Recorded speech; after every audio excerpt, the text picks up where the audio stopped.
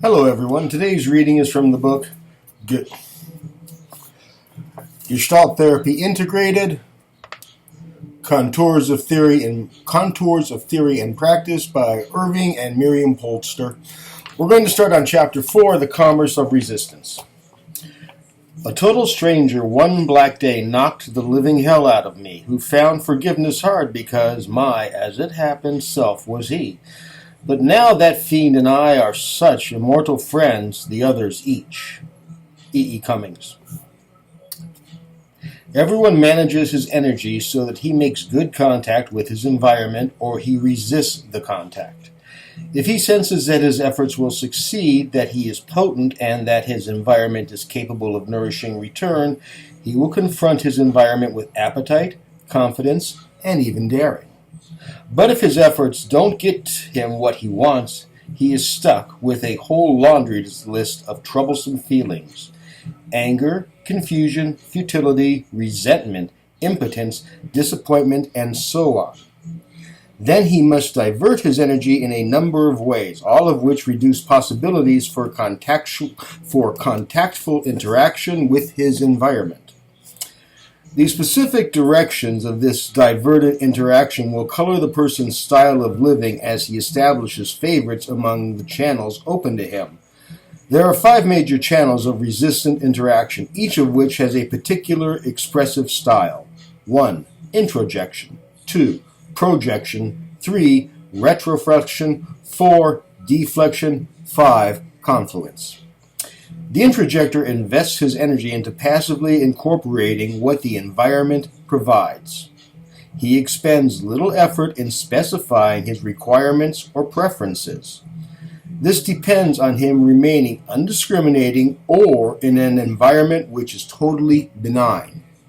As long as he stays in this stage, when the world behaves inconsistently with his needs, he must devote his energy to keeping himself content with taking things as he finds them.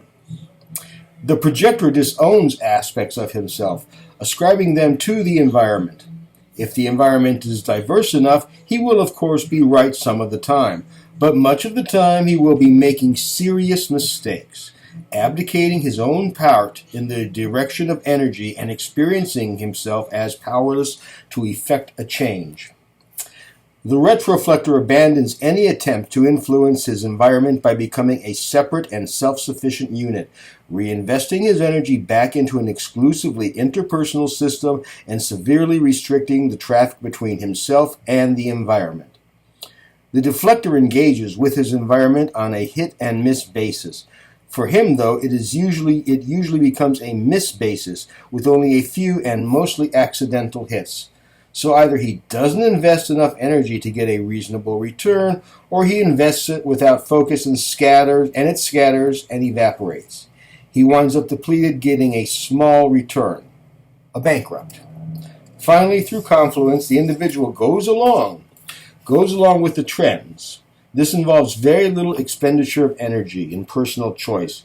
He only has to yield to the current of the field and let it carry him along. That may not be where he might want to go, but his associates seem to value this direction, and he assumes it must be worthwhile. Besides, it costs him little, so how can he complain?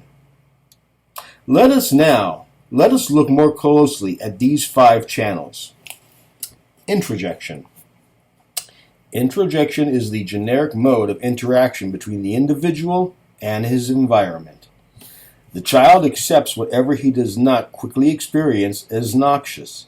He may either accept his food in the form in which it is offered, or he will spit it up. At first he cannot remake the substance to suit him better, as he will later when he begins to chew.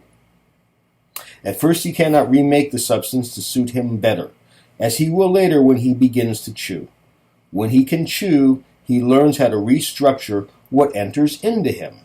Before this, though, he swallows trustingly what nourishment he is provided, and he similarly swallows up impressions of the nature of his world. Since the child must, in the beginning, take things as they come or get rid of them whenever he can, the need to trust his environment is remarkable. If his environment is indeed trustworthy, the material coming in will be nourishing and assimilable, be it food or personal treatment. But food is shoved hurriedly down throats. Doctors say the needle won't hurt, and shitting is called dirty and disreputable. The shoulds begin early and often have little congruence with what the child senses his needs to be. Eventually, a soul is worn down.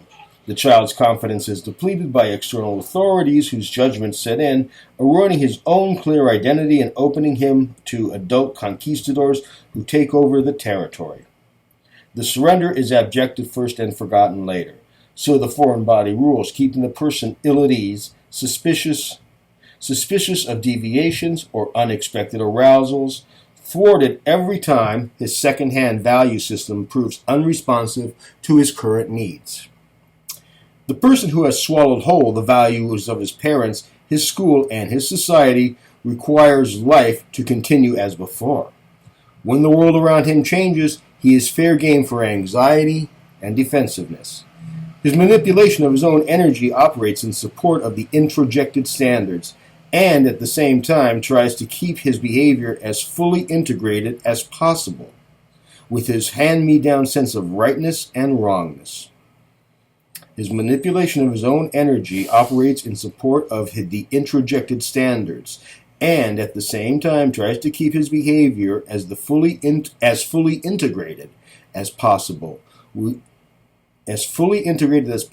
his hand-me-down sense of rightness and wrongness. Even when the introjection is successfully accomplished, that is, when it is consistent with the actual world he lives in, he still pays a high price because he has given up his sense of free choice in life. The fundamental difficulty in undoing introjection is its honorable history as a generic means of learning. The child learns by absorbing what is around him. The boy walks like his father without even imitating him. Languages and dialects are taken in, senses of humor are passed on, etc. The child simply experiences many aspects of living in a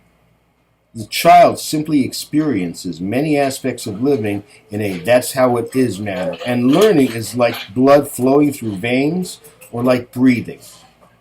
The quality of things just being as they are pulses with a freshness that is hard to duplicate later through the deliberate and discrimination-oriented learning that takes over. Let's pause.